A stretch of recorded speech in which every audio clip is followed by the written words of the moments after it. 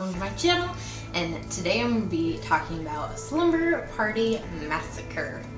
So this is actually my first time watching this film, which may be a surprise to some of you. I'm sure most of you have heard about this film by now. It is a 80s slasher, and it most definitely is, definitely has a lot of that cheesy 80s slasher vibes to it. It actually came out in 82, and yeah, I had never had the chance to watch it, and it's actually on Amazon Prime now, which is where I watched it, as well as the sequel is also on there, which I will be doing a review later on this week for that as well. That one is actually going to be part of kind of a new series I'm doing, where I review movies requested by some of my friends, and someone did request that I actually review the second Slumber Party, but I hadn't seen the first yet, so I wanted to go ahead and watch that one first and figured I'd do a review. So yeah, this week's gonna be kind of a double feature as far as reviews, and yeah, let's just talk about it real quick.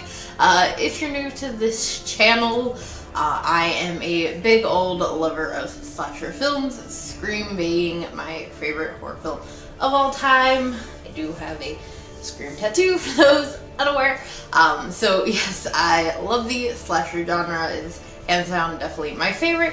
And so I was excited to actually watch this one. And I did really, all in all, enjoy the film. Like I said, it is very cheesy 80s vibes.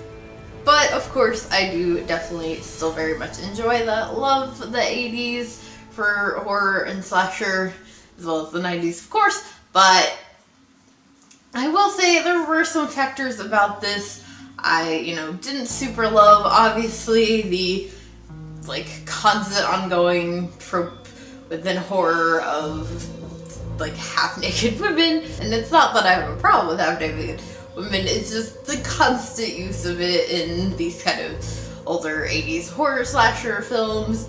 It was a lot of this film, especially for characters that are, supposed to be teenagers. Then the very first scene, you have the main character topless, and I was like, well, that's awkward. And I get that, these actors are obviously older, and that's something that they still do within TV and movies to this day, which is kind of makes me a little uncomfortable. And she does make a point, though, to state that she's 18, which is still creepy. And so I guess all of her friends are supposed to be, they're seniors in high school, so they're all supposed to be around that same age. And for those of you, I guess, who don't know what this movie is about, I should probably talk about that as well. Just like the title of the movie, it's about a group of friends at a slumber party who start getting killed off. And it focuses on some other characters as well. There's a new girl who's a bit of a loner, and she kind of gets invited to the party but doesn't go because she knows one of the other girls doesn't like her. And then there's also this gym teacher that's involved. And there was a lot of characters. That was something else that I thought was a little much. There was a lot of characters to focus on this film, and they weren't, all together throughout the film. So you were kind of going back and forth between them. And that was just a little bit much.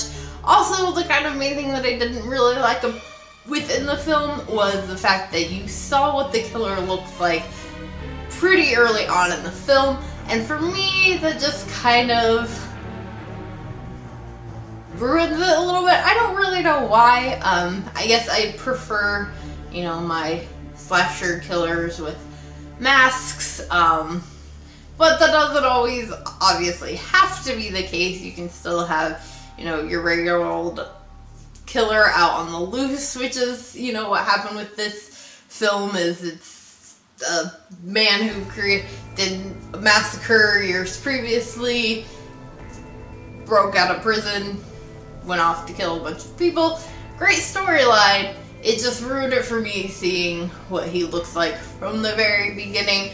I kind of prefer later on reveal. There also wasn't really any particular reason for him going after these people, which I guess is kind of supposed to make it scarier. Like, he's doing this just because he's a killer and there's no real reason behind it.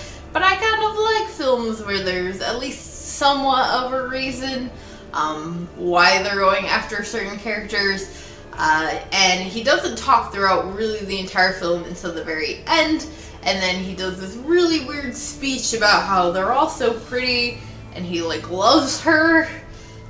And then still, and like is doing this for love, and it really like doesn't make any sense for the film. You know, I really would have preferred if he just kept silent throughout the film, I guess. All in all, like, basically, but even though with those complaints, in general, I still did really like the film.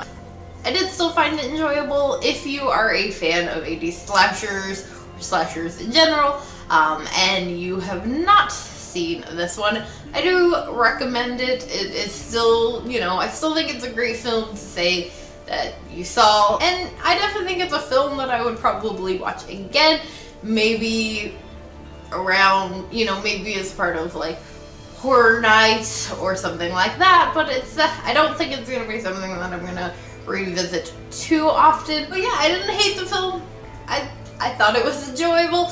It definitely had some kind of downsides, you know, parts that really weren't so thought through. Also, the gore in this, not very high level. There's definitely, you know, some blood and stuff going on, but the gore factor is definitely very low within this.